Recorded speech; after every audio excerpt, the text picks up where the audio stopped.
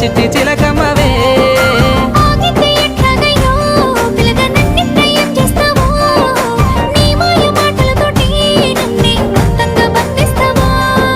గుడిగంట సప్పుళ్ళు మన ప్రేమ గురుతులు పడిగా పూలే గస్తు నా కంటి సూపులు ఎదురు చూస్తూ ఉన్నాయే